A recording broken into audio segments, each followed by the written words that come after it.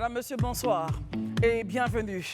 Sous l'autorité du parquet d'Abidjan, près le pôle pénal, économique et financier, une enquête a été ouverte contre l'influenceur web ivoirien Stéphane Habré, dit à Poutchou National, et deux autres personnes pour avoir exhibé plusieurs liasses de billets de banque dans une vidéo devenue virale sur les réseaux sociaux. Le communiqué a été rendu public le mercredi 13 novembre 2024. Nous en parlons dans ce grand talk. En seconde partie de cette émission, nous aurons la COP. Quand je dis la seconde partie, après le sujet, donc exhibition de billets, on s'intéressera à la COP 29. La Côte d'Ivoire s'engage à respecter les engagements. Et ensuite, nous aurons à réfléchir un peu sur la crise qui continue au FPI, puisque l'ex-secrétaire général Issaka Sangaré refuse carrément les résolutions du congrès du FPI qui se sont tenues le 7 et 8 novembre à Yamoussoukro. Merci d'être avec nous, nous sommes 7. On démarre maintenant.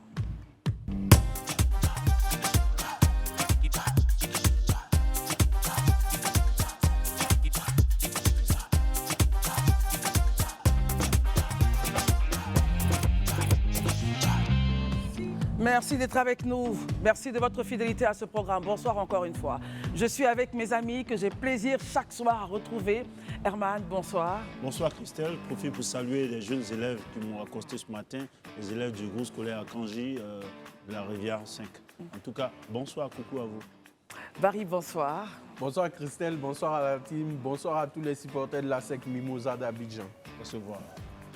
Bonsoir Marius Komoué. Bonsoir Christelle, bonsoir à tous et à toutes. Daouda Koulibaly, bonsoir. Merci d'être là ce soir. Bonsoir Christelle, bonsoir à tous et surtout bonsoir chez vous. Vous êtes nombreux, de plus en plus nombreux, de partout dans le monde à nous suivre et nous en sommes très heureux ce soir. Nous commençons justement avec ce sujet qui fait la une en ce moment. C'est donc cette exhibition de liasses de billets de banque sur les réseaux sociaux. Trois personnes, dont le web influenceur Poutchou National interpellé. Le procureur a fait un communiqué. Les enquêtes donc se poursuivent. Deux autres personnes ont été interpellées. Je commencerai justement avec vous, Daouda, cette affaire. Quel est votre postulat, justement? Quelle réaction? Comment avez-vous réagi quand vous avez vu la vidéo sur les réseaux sociaux, avant de faire votre commentaire? Lorsque j'ai vu la vidéo, j'avoue que ça m'a fait rire, parce que pour moi, en fait, c'est de l'ordre de l'ignorance. Parce qu'il faut être ignorant pour faire cela, parce que dans notre jargon ivoirien, ici, on a tendance à dire que l'argent n'aime pas le bruit. Parce que ceux qui ont l'argent ne l'exhibent pas comme ça de façon très ostentatoire, en fait. Donc, le faire comme ça veut dire que c'est un ignorant qui n'a pas cet argent-là.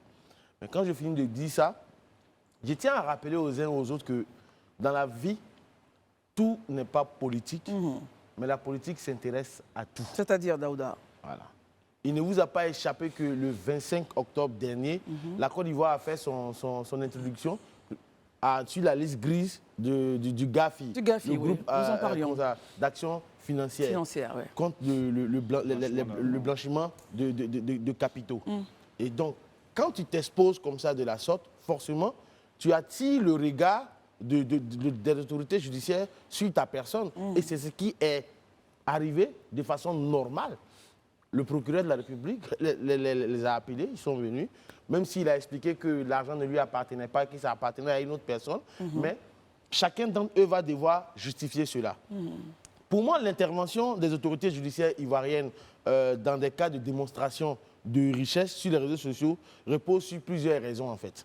Pour moi, la première raison, ça a été dit, c'est la lutte contre le blanchiment des capitaux et le financement du terrorisme. Première chose. La deuxième chose, je pense que c'est la dissuasion et le message public.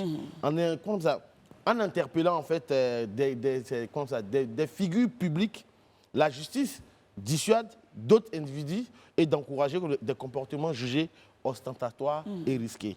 Parce que de telles pratiques peuvent avoir un effet néfaste sur la jeunesse, renforçant la culture de l'apparence dans notre société. Aujourd'hui, notre jeunesse, notre société est en déliquescence. Parce qu'il n'y a pas de véritable repère. Je suis sûr qu'en notre temps, nos repères, c'était Bernard Bénin Dadier, Zadi Zaourou. Aujourd'hui, les référentiels, c'est Apoutchou.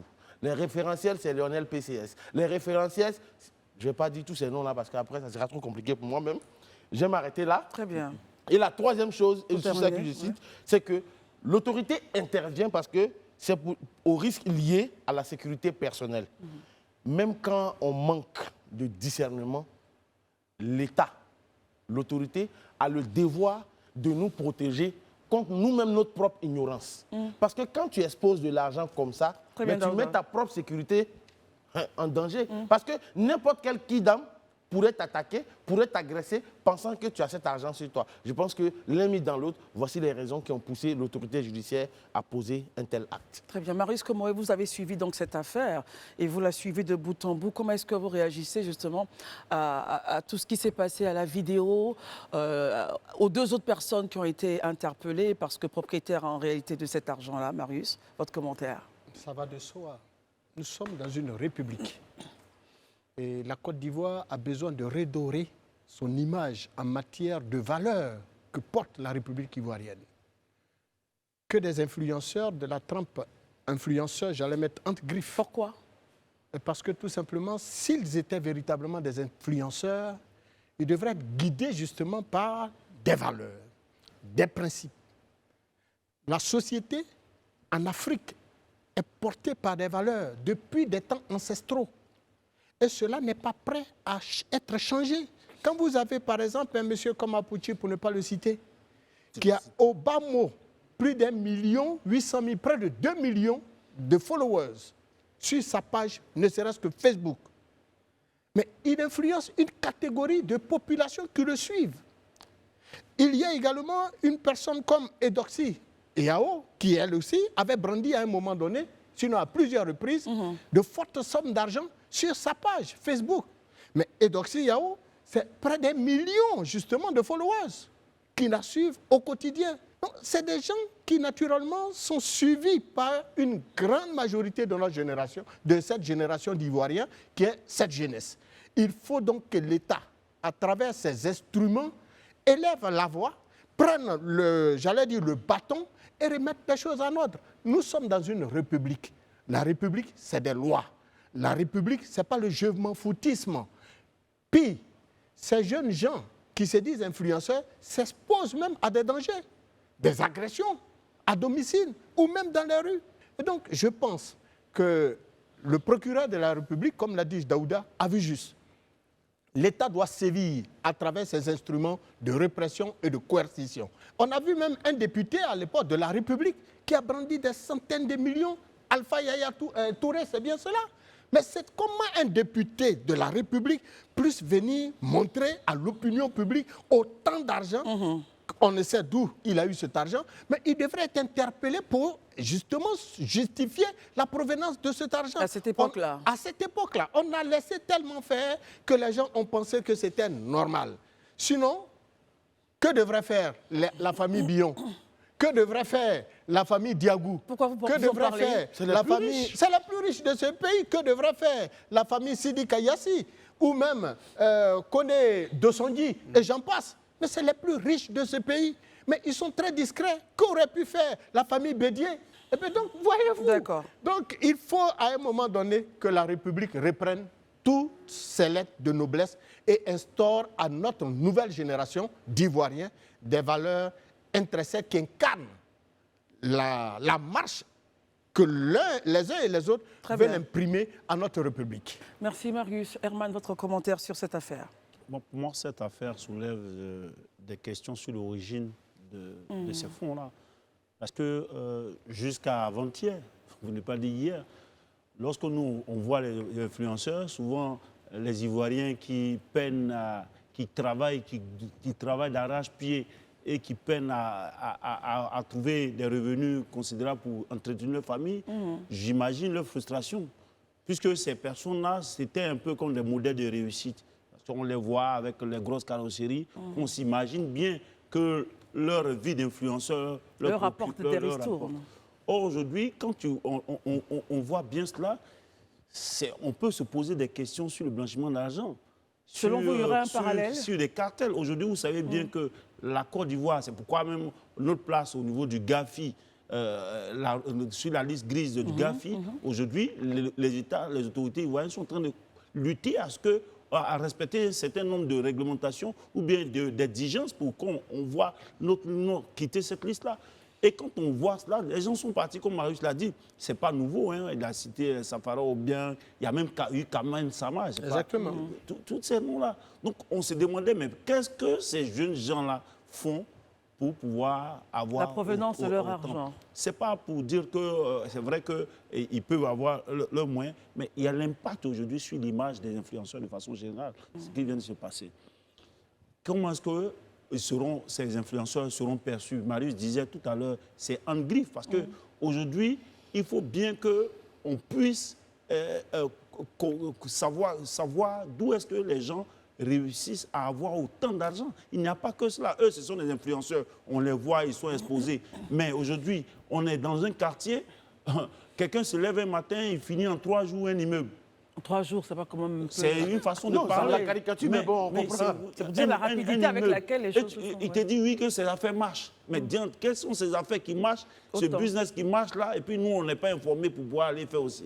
Donc, je veux dire que Daouda l'a dit, on les a aujourd'hui, on les a pris un peu comme le modèle. Souvent même, ils vont pour finir leur belle image, ils rentrent, eux tous deviennent aujourd'hui artistes pour dire que l'industrie artistique peut-être leur apporte de l'argent. Mais non, il faut que l'État maintienne, c'est-à-dire que fasse en sorte que ces modèles-là, qu'on puisse vraiment les checker à fond pour pouvoir savoir d'où vient leur truc. Il faudrait préciser que ces DB avec de fortes sommes d'argent sur les réseaux sociaux n'est pas propre aux acteurs influenceurs et autres. Marius l'a dit, il y a eu dans ce pays un député de la nation qui avait lui-même des centaines de millions. Il a dit que c'était pour tout. Mais comment est-ce que dans un pays, on peut arriver à se balader à autant d'argent, autant de devises en cash? La question que je ne sais pas si la réglementation en vigueur permet cela, mais il faudrait qu'on soit beaucoup plus coercitif sur ces questions-là et ne pas laisser ces jeunes-là. Heureusement, le procureur qui est maintenant, je l'appelle le procureur, est communiqué, parce que lui, quand il y a une situation, avant même que les populations... Il informe les populations. Il informe, et on va regarder de près ce fait-là, pour qu'on puisse essayer de trouver des valeurs ou orienter notre jeunesse. Merci Herman. Alors Barry, il y a une réglementation en la matière, et puis aussi, est-ce qu'il ne faudrait pas faire un parallélisme avec l'environnement sécuritaire actuel, Barry? Au-delà de l'environnement sécuritaire, moi, ce que je voulais analyser, c'est d'abord aujourd'hui le profil de celui qui est construit comme avoir réussi sur le plan social. C'est cela. Parce qu'il faut dire que depuis le début des années 2000, avec l'avènement du coupé décalé, on a tous vu ici des citoyens ivoiriens qui évoluaient au sein de la jet set, la fameuse jet set, qui ont commencé avec le concept entre griffes de travaillement. Il ne faut pas négliger cet aspect des choses-là. Selon vous, ça a créé donc quelque chose? L'origine part de là. Parce que je me souviens que quand nous étions à l'école primaire, souvent c'est des pièces qu'on nous donnait pour aller à l'école. Et soudainement, à un moment donné, on a vu un groupe d'acteurs sociaux sortir, exhiber l'argent, de fortes sommes d'argent, souvent en devises étrangères. Voilà, c'est à partir de là que ça part. Et après, on a vu que au niveau de la société, le profil de réussite est plus basé sur celui qui possède l'argent liquide, en fait, celui qui l'exhibe. Donc, ceux qui viennent, vous avez cité Carmen Sama, vous avez cité le député dont je ne veux pas, je tairai le nom. Mais en réalité, pour eux, c'est exhiber une force de frappe financière. Donc, en réalité, il faut se questionner comment ces gens-là perçoivent l'argent. Ça, c'est le premier volet de mon analyse. Le deuxième volet, l'inaction de l'État vis-à-vis de ces cas-là, ont encouragé d'autres, ont eu une influence sur d'autres. Mais aujourd'hui, il y a une réglementation. Le problème, c'est que les gens, peut-être le font par insouciance, mais ils ne prennent pas en compte le contexte de la pratique sociale. Le contexte aujourd'hui, c'est lequel? La législation en vigueur en Côte d'Ivoire. C'est-à-dire que la loi numéro 2023/875 du 23 novembre 2023 vient renforcer l'arsenal juridique sur le blanchiment d'argent. Est-ce que Apoutou National a lu la loi? Peut-être, peut-être pas. Est-ce qu'il s'est dit que, vu que les autres ont fait, lui aussi va faire? Et là, le contexte a changé. Donc, il subit les rigueurs de la loi. Mais au-delà de Apoutou, il faut interpeller les Ivoiriens sur la lecture d'abord de leur code pénal. Le code pénal est disponible pour tout le monde si on souhaite l'avoir. Il faut lire, il faut s'informer. Il faut une communication massive là-dessus. On a des pratiques qu'on pense être légales alors qu'elles sont en porte-à-faux vis-à-vis de la loi. Et aujourd'hui, le contexte c'est que le procureur de la République, il ne ménage aucun effort à agir, à imposer les rigueurs de la loi. Donc, il faut que les gens s'informent, ça c'est un. Il faut aussi savoir que l'argent, c'est quelque chose de quand même sacré. On a des fonctionnaires, on a des commerçants, on a des gens qui évoluent dans le secteur informel, qui travaillent dur, qui souffrent même pour certains avec le panier de la ménagère. Mon grand frère Marius est là, il sait combien de fois les consommateurs ivoiriens souffrent. Donc, si vous vous exhibez, vous avez une influence qui peut être négative sur la jeunesse. Donc, rien que pour ça, l'État peut agir contre vous. Mais encore, en ce qui concerne l'argent, on sait que déjà, même dans les banques, il y a des banques où si vous envoyez 2 millions de francs CFA en liquide, vous êtes obligé de justifier. Même si la banque réceptionne l'argent, après, elle va vous interpeller, monsieur, d'où proviennent les fonds. Il va falloir que vous vous expliquiez. Là, on voit un sac d'argent. C'est au moins 50 à 70 millions. Mon Dieu, on peut se poser des questions. Comment est-ce que l'argent, en ces temps où la drogue fait la fête dans le golfe de Guinée, parce que c'est ce qu'il faut dire, tous les pays de la sous-région sont touchés. Donc, il faut faire attention avant de poser les actes, c'est très important. Daouda, est-ce que justement les enquêtes ont démontré la source de cette somme d'argent, de cette devise? Je pense que le procureur, dans son communiqué, a été clair en la matière, puisque l'enquête a été confiée à 2 pôles. Oui. Premier pôle, c'est le pôle d'investigation, le pôle économique et financier, et à la direction des traces technologiques, c'est-à-dire la PLCC, la plateforme de lutte contre la cybercriminalité. Pourquoi les deux, justement? Pourquoi les 2 pôles ont été mis sur cette affaire, Daouda? D'abord, dans un premier temps, pour ce qui concerne le pôle financier, ils vont chercher à savoir la source de l'argent. Maintenant, la PLCC? Voilà, au niveau de la PLCC, ils vont chercher à savoir si ce n'est pas de la cyber-escroquerie ou bien, comment qu'on appelle communément, le broutage. Ah, d'accord. Voilà, parce que dans les 3 prévenus, voilà, il y a des présomptions de cyber-arnaque sur certains parmi eux. Donc, finalement, ils vont fouiller tout ça pour mettre ça l'un dans l'autre. Maintenant, j'aimerais revenir sur 2 points que Herman et puis Barry avaient cités tout à l'heure. Que Stéphane Hagbé ait lu ou pas lu la loi, moi je pense que la loi est claire, nul n'est censé ignorer la loi. C'est pour ça, dès l'entame, je disais que tout n'est pas politique, mais la politique s'intéresse à tout. Pour dire qu'on doit aller chercher l'information. Si tu ne vas pas la chercher, la loi va s'appliquer à toi. Maintenant, il y a une question que tu as soulevée, pour savoir pourquoi les gens se promènent avec autant d'argent. De cash. Moi, je pense que, est-ce que notre pays aussi, il n'y a pas un problème qu'il faut pouvoir adresser? Lequel? La bancarisation. Parce que selon Sika Finance, en 2023, le taux de bancarisation en Côte d'Ivoire était estimé à 23%. Est-ce que c'est 23 ça? Je pense même que ça peut être moins que ça. Alors, mais on va l'écouter ensuite, on va débattre. mais j'exagère pour aller qu'à 23%. Donc finalement, dans notre culture africaine de façon générale, mais ivoirienne de façon plus précise, les gens n'ont pas cette habitude-là de mettre l'argent forcément à la banque. Est-ce que ça n'a pas évolué justement? Peut-être votre avis, et je prends celui de Marius et ensuite Herman. Non, je vais juste terminer ça. Au-delà de tout, je pense que il faut pouvoir éduquer les gens à déposer de l'argent à la banque. Parce qu'il n'est pas rare de voir, je vais le dire, de voir un vieux Djoula dans son boubou sortir 10 millions de sa poche. Non, je le dis, c'est vrai.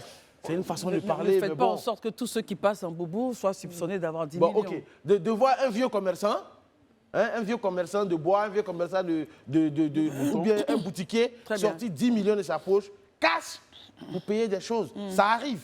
Mais l'exposer comme ça, c'est pas bon. Mais je pense qu'il faut pouvoir, il faut que l'État, il faut que les banques aussi puissent adresser la question de sorte à pouvoir capter tous les petits fonds, de sorte à ce qu'on puisse savoir d'où vient chaque centime d'argent en Côte d'Ivoire. Parce que nous sommes exposés face aux terroristes, nous sommes exposés au grand banditisme et, comme tu l'as si bien dit, à la drogue. Marius, moi j'aimerais avoir votre point de vue là-dessus. Déjà, il a dit les enquêtes vont démontrer la source donc, de cette masse d'argent. Mais comment faire changer les valeurs? Parce que avec le point de Barry, on a vu d'où c'est parti. Hein. Certaines traditions africaines ont la culture de pouvoir exposer l'argent, donc honorer physiquement, j'allais dire ouvertement quelqu'un en lui donnant quelque chose, soit parce qu'il a bien chanté, soit parce qu'il a fait quelque chose de bien. Mais comment est-ce que nous, ici en Côte d'Ivoire, on peut arriver à faire en sorte que ce genre de choses soit arrêté par ceux qui ont vraiment un impact sur la jeunesse? Avoir 1 million ou 2 millions de followers, c'est pas rien, Marius Komoué. Non, dans le cadre, par exemple, de l'exposition de ces fortes sommes d'argent sur les réseaux sociaux, c'est beaucoup plus différent d'une cérémonie, par exemple, de mariage. Bien sûr, justement, je faisais juste le parallélisme. Non, et vous faites bien d'ailleurs.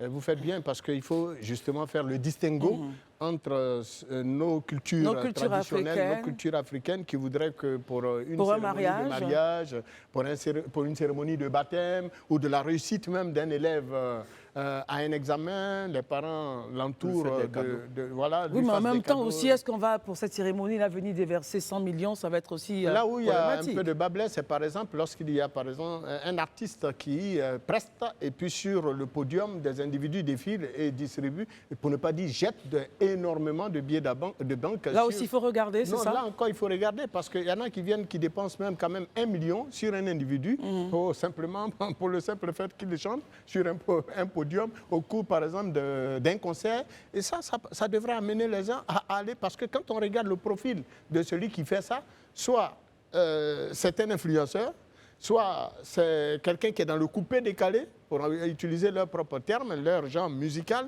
parce que c'est dans ce genre musical qu'on revoit. Sinon, au niveau du Zouglou, il y a des hommes politiques aussi mais dans le Zouglou, les gens ont commencé, à un moment donné, à distribuer de l'argent, de sorte que même le Zouglou a commencé maintenant à chanter que le nom des gens. Là où avant, le Zouglou ne chantait que des valeurs, ne prenait que des valeurs, ne prenait que les bonnes mœurs. Aujourd'hui, le Zouglou s'est écarté un peu de cette vision des choses et est rentré dans le coupé décalé en chantant le nom des gens. On termine avec vous. Comment faire justement pour revenir à ces valeurs-là? Justement, c'est en cela que j'ai dit que l'État doit véritablement jouer un rôle prépondérant. Mais en dehors de l'État, les familles doivent instaurer ce genre de respect des valeurs, ce genre de principes au sein du cercle familial. Je vous ai cité des grandes familles en Côte d'Ivoire qui sont très riches, dont on n'entend même pas les enfants, encore moins les personnages du cercle familial s'exposer de cette façon. Et c'est toujours nous qui sommes des familles, j'allais dire modestes ou même très pauvres, qui venons, après avoir vu quelques 2 billets de banque, qui venons nous exposer comme ça. Sinon, ceux qui sont nés dans l'argent, là, ils ne font pas ça parce qu'il y a une culture là-bas. Le fils de Dieu est magicien. Laissez-le s'exprimer. S'il vous plaît, laissez-le s'exprimer. Et j'adore bien d'ailleurs sa magie. Voilà. Marius, continuez votre pour laisser le point Daouda. Non, Daouda. Alors donc, il faut que les uns et les autres comprennent que ceux qui ont réussi leur vie de façon honnête dans ce pays, à la sueur de leur front, en créant des entreprises ou en s'engageant des activités génératrices de revenus, ne viendront jamais dilapider leur argent ou l'exposer comme nous le voyons. Donc, il faut que le cercle familial accompagne l'État dans l'instauration de ces valeurs au sein de nos sociétés. Et cela aussi passe par l'école. Herman. Vous avez dit comment arriver justement? Aujourd'hui, les problèmes de ce jeune que j'aime bien à Pouchou National, c'est lui-même qui s'est créé des problèmes. On dit toujours l'argent n'aime pas le bruit. Oui, s'il avait fait, il était même couché dans ces liasses de... Quoique, ce n'est pas normal que quelqu'un ait autant de devises en cash chez lui à la maison, mais s'il avait fait tranquillement, sans les lampes, les lumières, on ne serait pas là. C'est lui-même qui a invité aujourd'hui une instruction judiciaire contre lui-même. Je ne sais pas si on voit l'aspect. Donc, c'est contre sa personne. Donc, pour revenir à ces valeurs dont vous parlez. Pour revenir à ces valeurs, c'est qu'ils doivent comprendre que lorsque, par le coup de la vie, les gens ont regardé leur profil, tout ce qu'ils ont vécu. Lui, quand on retrace quand même sa marge pour arriver, comment il est arrivé en Europe, et puis comment est-ce qu'il est en train de faire. Il a fait, comment on appelle sa mutation en artiste. C'est quelque chose que, c'est ces valeurs-là, ça peut intéresser nos jeunes et les gens peuvent se reconnaître en lui. Mais lorsque il faudrait qu'eux-mêmes ils comprennent la place qu'ils ont dans la société. Je me dis souvent qu'ils ne connaissent pas la place qu'ils ont dans la société. Si vous avez eu la chance d'être à ce niveau de respect pendant que vous n'avez pas fourni grand effort, hein, les gens vous écoutent, il faut pouvoir rester cette lumière-là, pour orienter les jeunes.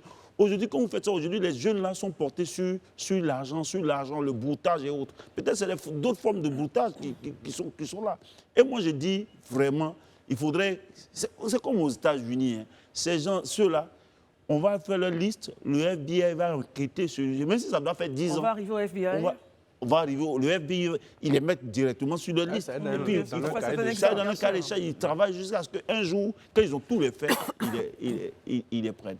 Il faut peut-être s'interroger d'où est-ce qu'ils prennent leur argent, mais eux-mêmes, ils doivent comprendre. De toute façon, peut-être qu'il a fait et s'est exposé à cet argent sans prendre conscience de ce qu'il a à avoir, mais il commence à comprendre que c'était un geste de trop et qu'il aurait pu l'éviter. Alors, il faut rappeler qu'il y a une loi qui encadre tout cela. Absolument. Et j'aimerais vraiment, Daouda, avec vous, qu'on puisse revenir sur cette loi avant de passer donc au prochain sujet. Oui, effectivement, il y a une loi qui a été votée à l'Assemblée nationale parce qu'il est important. Au-delà de cette loi, d'abord, il y a la loi sur la cybercriminalité qui est claire en la matière. Première chose. Après la loi sur la cybercriminalité, avec l'ANP, l'Autorité nationale de la presse, qui a invité tous les influenceurs et blogueurs de Côte d'Ivoire. Ils sont tous allés dans un séminaire. Après le séminaire, ils ont signé une charte pour dire qu'ils s'engageaient. La ACA. Voilà, la ACA, patati patata, plein de choses. Donc aujourd'hui, dès l'instant que vous avez 25 000 abonnés, il est important de faire très attention. Parce que la communication, en son article 3, la communication audiovisuelle, c'est libre. Mais ça doit respecter des règles. Si vous ne respectez pas ces règles, vous allez faire face à la rigueur de la loi. Très bien. Et la loi, elle est dure, mais c'est la loi. Merci beaucoup, messieurs.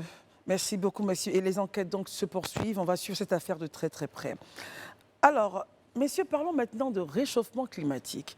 Une thématique auquel la Côte d'Ivoire croit, parce que en sa qualité de représentant du président de la République et de chef de la délégation ivoirienne, le vice-président Meïlé Koné, arrivé donc lundi à Bakou, a participé mardi 12 novembre au sommet des dirigeants mondiaux dans la capitale azerbaïdjanaise. Alors, c'est vrai qu'il a réaffirmé que l'engagement de la Côte d'Ivoire est intact dans la lutte contre le changement climatique en soulignant l'urgence d'une action collective. Messieurs, j'aimerais avoir votre commentaire. On va parler de la COP 23, mais aussi... 29, pardon. Mais aussi de comment est-ce que nous, Africains, nous prenons cette thématique de changement climatique. Nous sommes en novembre et on a de fortes pluies. Parce qu'il faut descendre le sujet carrément jusqu'à nous et voir nos réalités concrètes. Habituellement, en novembre, on s'apprêtait à avoir l'harmattan. Donc, on s'apprêtait à avoir la peau blanche, les lèvres bien sèches. Mais là, on se couvre parce qu'il fait froid, des averses terribles. Herman, commençons avec vous ce sujet-là. Alors, concrètement, on peut dire que le réchauffement climatique est réel et la Côte d'Ivoire a pris le pas. Elle s'engage, mais ne faut-il pas faire plus, Herman ? Il faut déjà rappeler que les COP, ce sont les conférences des partis sur notamment la question des changements climatiques et ce que les États partis doivent pouvoir prendre comme engagement pour pouvoir régler ce problème-là au niveau de façon globale. Mais il faut souligner qu'on est aujourd'hui à la COP 29, les autres COP, la COP 28 en 2019, n'a pas pu régler la question des engagements qui ont été pris déjà en 2009, je crois, pour de soutien des engagements financiers que chaque État parti a pris. Donc, l'objectif, c'était mobiliser 100 milliards de dollars, c'est-à-dire à peu près 60 000 milliards de francs CFA, pour pouvoir adresser les questions écologiques, les projets, soutenir les différents projets, soutenir les États qui polluent moins sur ces questions-là. Mais on constate qu'à la COP29, ces engagements qui ont été pris là n'ont pas été respectés et on est en train d'arriver à terme des années, des délais qui avaient été fixés. Donc la COP29, cette COP-là à Bakou, les États partis vont forcément réfléchir sur réaffirmer leurs engagements financiers pour voir s'ils peuvent les respecter, pour pouvoir mobiliser une fois ces fonds-là. Mais moi, je pense qu'au-delà de ces conférences qui sont, on peut dire, oui, qui traitent la question de façon globale, c'est-à-dire de façon macro, il n'y a que les États, surtout les États comme le nôtre, où il y a véritablement un challenge en termes de cadre, de gestion du cadre de vie, prennent le problème de COP et posent les véritables problèmes. Vous savez, ici, on ne cesse de dire que dans nos quartiers, dans nos, nos villes, il y a vraiment un challenge. Qu'est-ce qu'on fait lorsque les gens jettent eux-mêmes des ordures dans leur environnement, lorsqu'on ne trie pas les ordures, qu'est-ce qu'on fait lorsqu'on préfère les énergies fossiles comme source d'énergie électrique par rapport aux énergies renouvelables? Qu'est-ce qu'on fait lorsque, dans nos quartiers, on constate qu'on n'a pas, d'avaloir, de caniveaux, comme on les appelle? Qu'est-ce qu'on fait lorsque, dans nos quartiers, de façon générale, l'environnement, on n'a pas un bon paysage architectural? Chacun construit de façon anarchique. Et mieux, je dirais même pire, c'est que les gens utilisent des matériaux qui ne sont pas des matériaux durables, qui ne sont pas des matériaux qui puissent aider à protéger l'environnement dans leur truc. Voici ces habitudes-là que je pense au niveau micro, nos États doivent pouvoir prendre, doivent pouvoir adresser et non pas rester sur, non seulement sur comment est-ce que protéger l'environnement de l'atmosphère. C'est vrai qu'il faut le faire, mais il faut adresser les questions de façon très spécifique. Alors, Barry, j'aimerais avoir votre point de vue. On a fait donc l'équivalence. Herman a dit c'est bien de faire les COP29, mais comment justement adresser les réalités concrètes et proches? Il a parlé de ceux qui sont en ville, mais dans nos villages, on imagine un peu le désarroi de nos parents planteurs qui peut-être ne comprennent pas ce qui se passe et n'ont peut-être pas les moyens pour faire face à tout ceci. Comment adresser la question au niveau micro? Moi, déjà, j'ai un problème avec ces histoires de COP là. Je vous le dis clairement. Lequel, Barry? Les COP. Oui. Parce que je vois pas l'utilité des COP. Mais comment cela? Depuis Brasilia en 92. Je vous explique pourquoi. C'est une question de rapport de puissance. Quelles sont les puissances qui polluent le plus? C'est la Chine, ce sont les États-Unis d'Amérique, je crois le Japon, la Russie. Mais c'est des grandes puissances. Aujourd'hui, on sait tous qu'en 2015, au temps du président Obama, il avait ratifié la COP de Paris. Le président Donald Trump est venu sortir. Il a dit qu'il ne se reconnaissait pas là-dedans. Vous avez quel moyen de contraindre les États-Unis de respecter leurs engagements? Aucune. Vous avez dit à M. Xi Jinping de fermer combien d'usines en Chine? Ils ne le feront pas. Moi, je suis pour l'initiative micro. C'est-à-dire que la Côte d'Ivoire a ses problèmes écologiques. Elle a ses problèmes de gestion d'environnement. Il faut d'abord adresser des initiatives micro, ici sur le plan local. Il faut travailler les mentalités de telle sorte que l'Ivoirien lambda sache que la lagune ébriée, c'est un poumon écologique, ce n'est pas un dépotoir. Donc ça, c'est des initiatives. C'est ça les vraies réalités en réalité. L'État de Côte d'Ivoire, que la société ivoirienne peut construire elle-même sans avoir besoin d'aller à Bakou, à New York. Mais en même temps, fait partie c'est la mondialisation. Je ne dis pas qu'il ne faut pas assister être à ces rendez-vous-là. À ces rendez-vous. Je dis que moi, je ne crois pas à la fiabilité de ces rendez-vous parce que, au-delà de tout, il y a ce qu'on appelle la géopolitique. C'est cela. Et aujourd'hui, toutes les grandes puissances fonctionnent en fonction de leurs intérêts géopolitiques. Le droit international, on en parle dans le cadre des conflits. Qui viole le droit international? Ce sont ces mêmes grandes puissances qui ont mis sur la table le droit international. Donc les COP, là, ils vont prendre des engagements, mais ils ne respecteront pas. Alors qu'on a la liberté d'agir au niveau micro, dans nos États africains. Aujourd'hui, est-ce que vous avez vu la situation du Sahel, avec des pluies qui ont inondé des régions entières? Torrentiel au Sahel, tout à fait. Torrentiel, c'est du jamais. Vous savez que c'est une réalité. Au Niger, oui. Donc, avant que quelqu'un d'autre ne vienne vous aider à aménager votre maison, il faut que vous-même, vous réfléchissiez, vous faites parler votre mindset pour trouver des solutions locales. Très bien. Tout à l'heure, Herman parlait de gestion d'environnement. Je voulais juste une anecdote. Oui, moi, j'étais au nord de la Côte d'Ivoire, il n'y a pas très longtemps. J'ai échangé avec des cultivateurs qui font le vivrier. Oui. Mais vous voyez combien de fois les gens, à cause du soleil, à cause du dérèglement climatique, ils perdent des productions de tonnes, de plusieurs tonnes, que ce soit la tomate, le chou, l'aubergine. Et quand on sait que ce sont des produits saisonniers, il y a des questions à se poser. Et la solution est d'abord endogène avant d'être exogène. Barry, je dis Daouda. Barry, Daouda. Alors en même temps, il faut dire qu'il y a des initiatives qui ont été prises au niveau de l'État de Côte d'Ivoire, mais forcément, il faut faire plus parce qu'on le dit, l'information, et la chose est à nos portes, hein.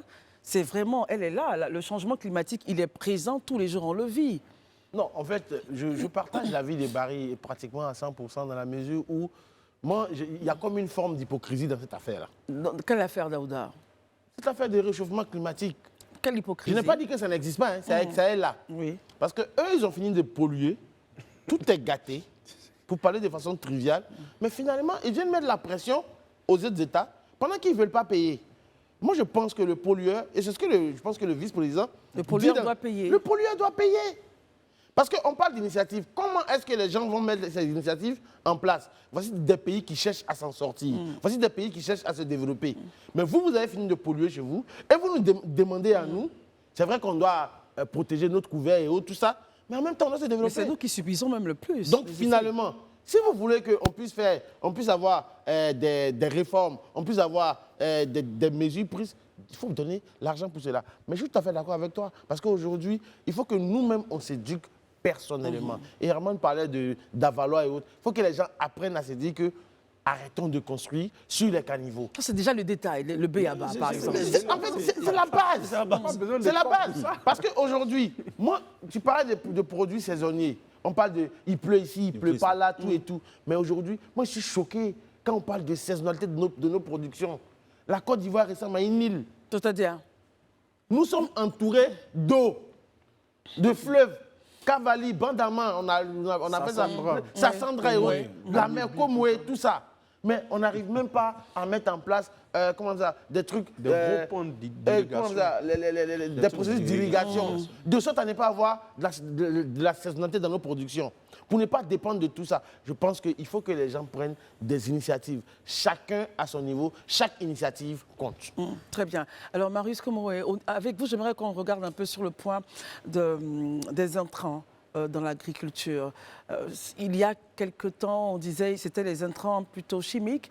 Maintenant, il y a la publicité, en tout cas, qui est faite pour que les cultivateurs puissent aller aux intrants naturels, voilà, pour déjà faire en sorte que les productions puissent être très, très bien saines pour celles qui vont les consommer.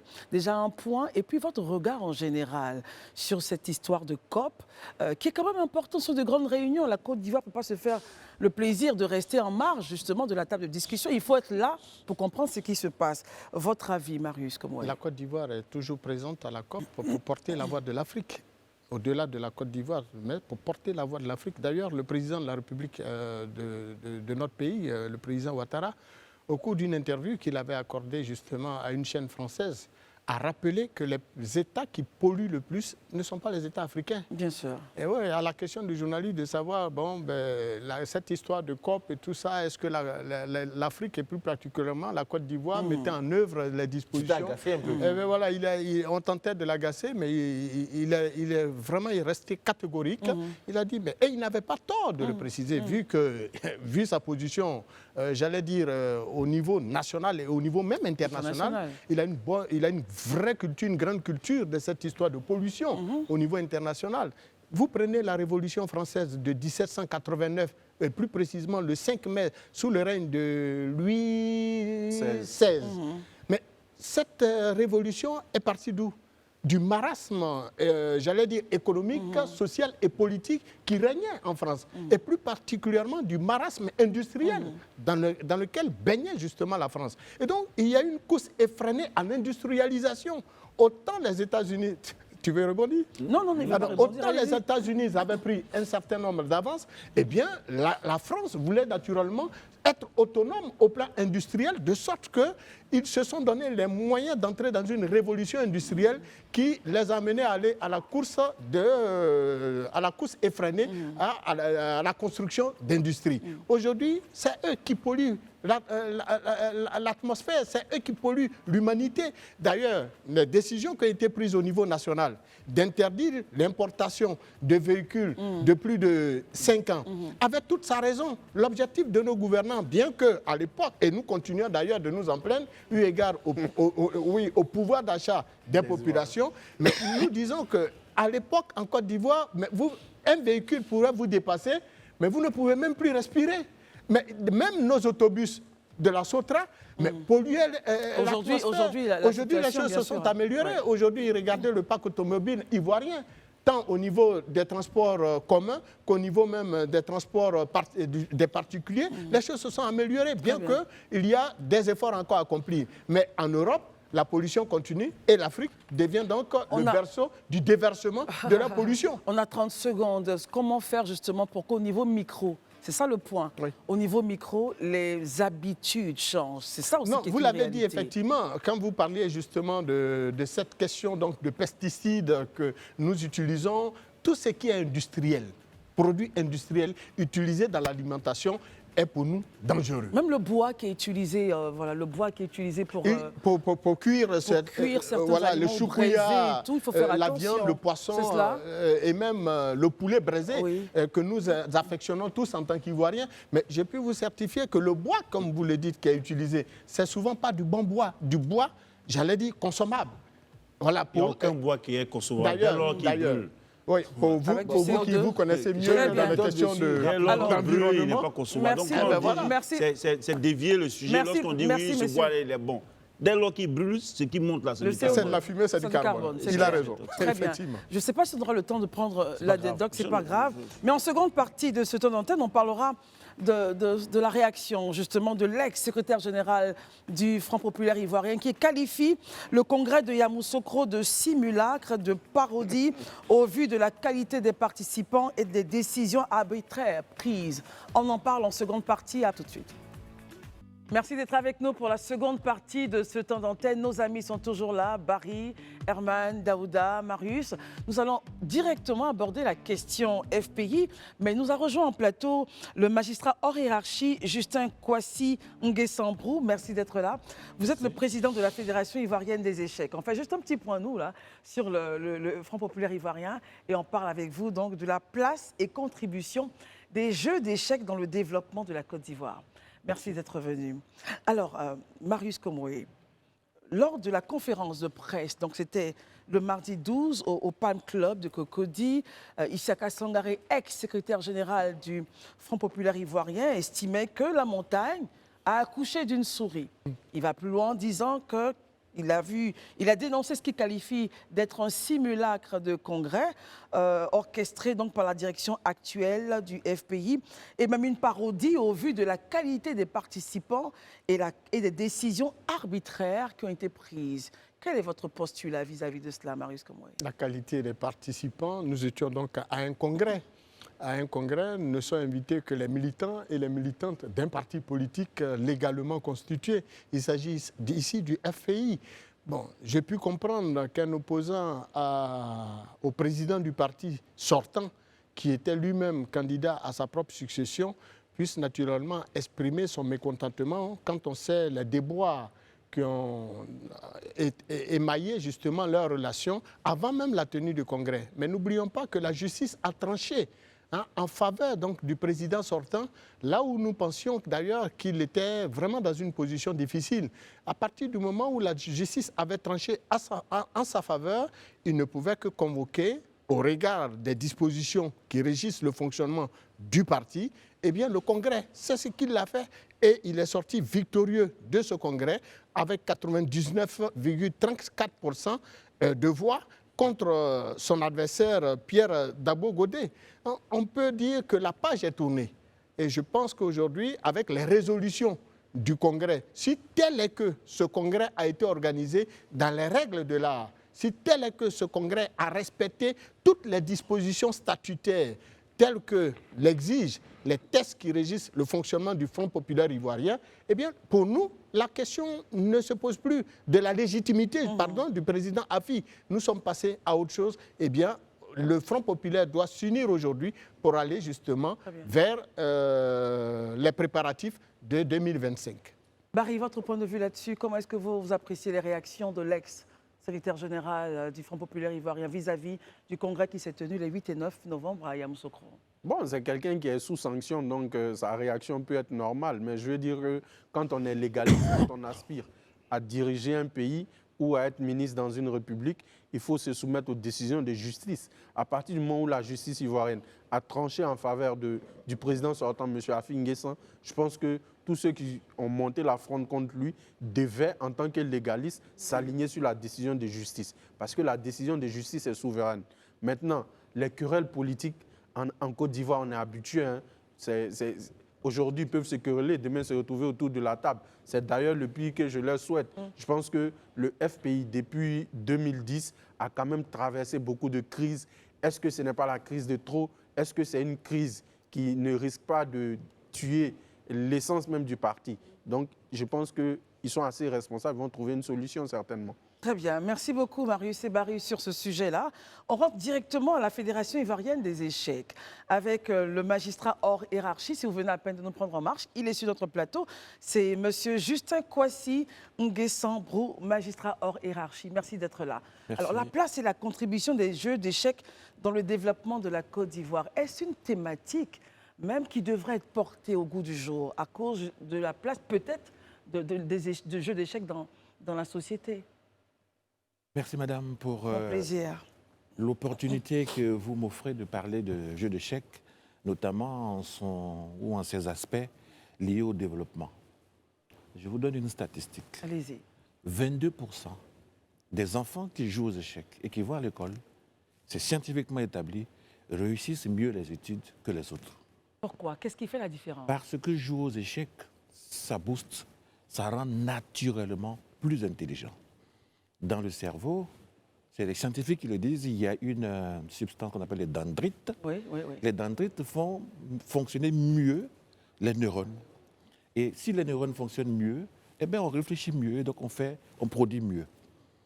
Alors, si nous regardons un peu aujourd'hui les pays qu'on peut appeler les pays phares au niveau du jeu d'échecs, vous allez comparer. On va les citer, ces pays phares-là. Je cite tout de suite l'Inde. L'Inde qui est en train de ravir toutes les places. L'année dernière, il y avait un Indien à la finale de la Coupe du Monde. Oui. Il n'a pas gagné, c'est vrai, mais il était là. Cette année, il y a un Indien à la finale du championnat du monde. Et ils ont eu un grand champion qu'on appelle Viswanathan Anand, Oui. qui est encore aux affaires. Il est vice-président de la Fédération internationale. C'est lui qui booste ces enfants-là.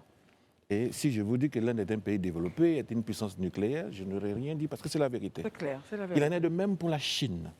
L'adversaire de l'Indien qui va venir, c'est bientôt d'ailleurs en novembre, là, ils vont s'affronter à Singapour. Avant la fin du mois de novembre, vous voulez Exactement, dire. Très bien. exactement. C'est un Chinois, il s'appelle Deng Liren. La Chine, tout le monde sait quelle est la place au plan économique, au plan commercial de la Chine dans le monde. Il termine son point et puis ensuite termine. On descend en Afrique de l'Ouest. Le numéro 1 de l'Afrique de l'Ouest, c'est le Nigeria. Ce n'est pas pour rien si le Nigeria est numéro 1 économiquement de l'Afrique de l'Ouest. Juste derrière le Nigeria, c'est quel qu'on cite d'habitude, c'est la Côte d'Ivoire. Et oui, la Côte d'Ivoire est numéro 2 en Afrique de l'Ouest. Et depuis les dernières Olympiades que nous avons vécues récemment en septembre à Budapest, la Côte d'Ivoire est 13e africain. 16e Afrique. Et quel rang mondial? Rang mondial, sur 200, nous sommes maintenant autour de 100, 111 par là. 111, très bien. Et au jeu d'échecs, c'est le top 100 qui compte. Donc on est à côté du top 100. Quand on est au top 100, on peut participer à la Coupe du Monde, au championnat du monde. Herman? On voudrait savoir au niveau de la fédération, quels sont les efforts qui sont faits pour amener beaucoup plus d'échéquistes à aller dans les Olympiades au niveau international. Et puis, quel est le nombre aujourd'hui de professionnels au niveau des jeux d'échecs en Côte d'Ivoire qui peuvent prétendre aller compétir soit dans la sous-région ou même à l'échelle internationale? Et je ne peux pas vous dire qu'il existe un Ivoirien aujourd'hui qui est professionnel de jeux d'échecs. Ça, je vous aurais dit des contes vérités. Mais il existe des personnes qui aspirent à cela.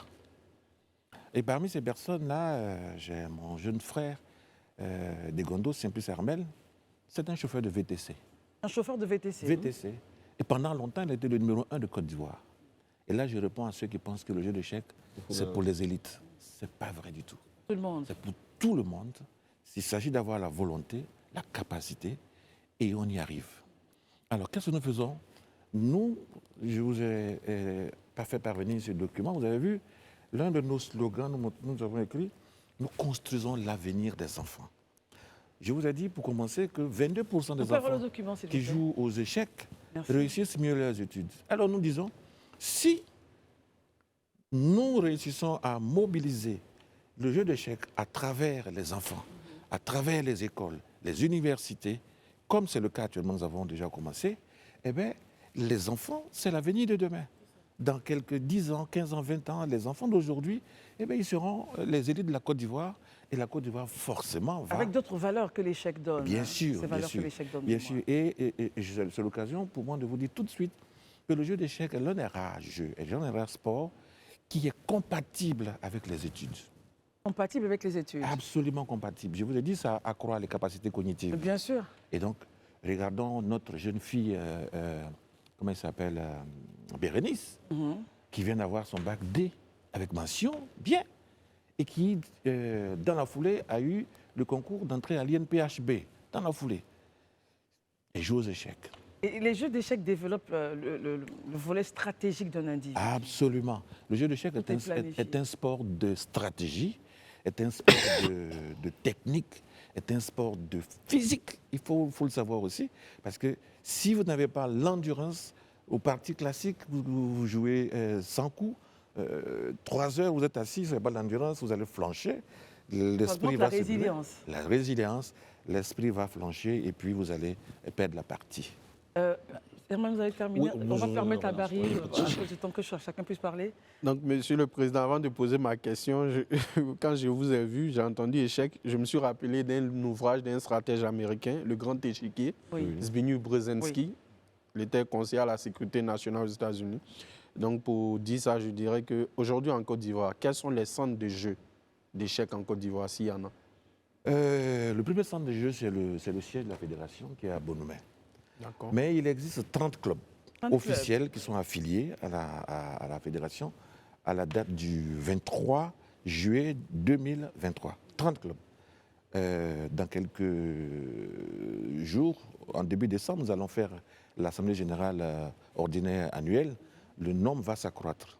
Chaque club a un centre de jeu.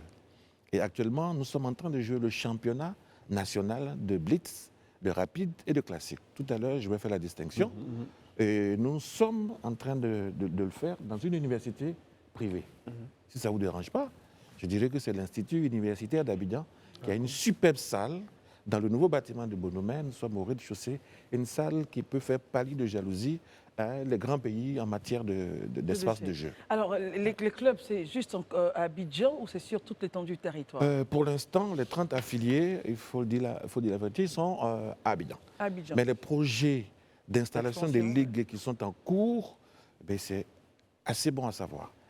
Il y a un club il y a déjà un club à Yamoussoukro, 2 d'ailleurs, ESK et puis UIA, mais le district autonome de Yamoussoukro s'est engagé à faire de Yamoussoukro un pôle national de jeux d'échecs.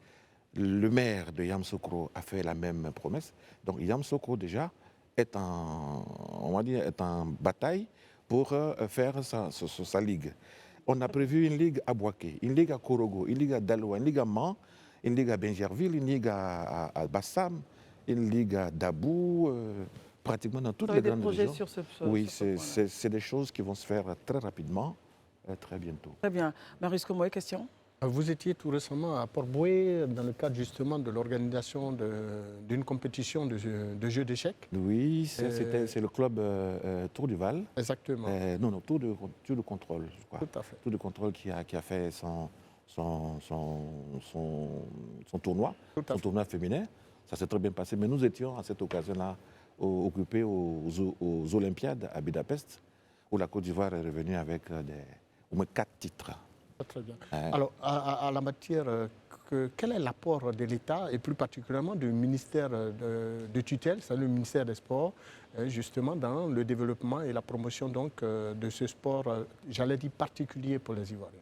Mais, je vais dire pour la première fois, en tout cas depuis que je suis aux affaires, cette année, le ministère nous a alloué une parafiscalité. C'est pas grand chose, mais ça nous permet déjà d'organiser en ce moment nos compétitions nationales Et vous dites que c'est la première sans fois que cela c'est ça pèse sur la la- bourse du C'est président. la première fois que cela arrive. Hein. Depuis que je suis là. Très bien. Par le passé, il y avait eu ça, mais bon, à un moment donné, Et vous ça... êtes là depuis... Il n'y a pas trop longtemps, depuis 2022. J'ai assuré une transition jusqu'en 2023. Et puis, je me suis présenté aux élections en 2023. Et vous J'ai été avez gagné. plébiscité 100% des suffrages Bravo, exprimés. Président. Daouda, question. Donc concrètement, avec tout ce qui va se faire, à quoi est-ce qu'on s'attend en perspective dans ces jours à venir? Ah oui, des bonnes choses. D'abord, en ce qui concerne les activités nationales, à partir de samedi prochain, de vendredi d'ailleurs, vendredi 15, 16 et 17, il y aura ce qu'on appelle les classiques. Alors, un jeu classique au jeu d'échecs, c'est-à-dire que le temps imparti à chaque joueur, c'est entre 1h et 1h30. Et là, nous sommes à 1h30 plus 30 secondes.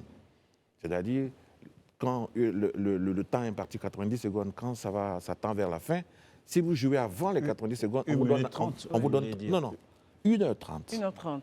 On vous donne encore 30 secondes. C'est 1h30 de classique. Ensuite, il y a les rapides. C'est entre 10 et 15 minutes plus 30 secondes. Et puis le blitz, c'est encore plus rapide. C'est 5 minutes plus 3 secondes. Alors, quand nous aurons fini cette édition au soir du 24 février, on aura les nouveaux champions de Côte d'Ivoire dans les blitz rapides et classiques, tant au niveau des seniors, des juniors que des féminines. Donc, il y a de l'engouement que se fait actuellement en Côte d'Ivoire au niveau des enfants. Le dimanche, nous avons pris un peu comme des vagabonds de jeux d'échecs. Oui. Nous allons dans les écoles et ce dimanche-là, nous allons être dans un lieu de culte, une église qui Pourquoi, est... justement? Parce que nous voulons atteindre les masses. OK. Ce sont les masses qui jouent.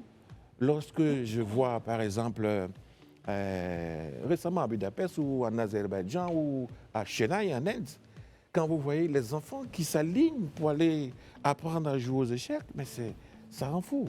Donc nous voulons que cela arrive en Côte d'Ivoire ici pour que désormais, pas comme M. Kirchan Ilijinov, un ancien président d'une des républiques de la Fédération de Russie, M. Kirchan, quand il était président, si vous ne jouez pas aux échecs, vous ne rentrez pas dans ce gouvernement.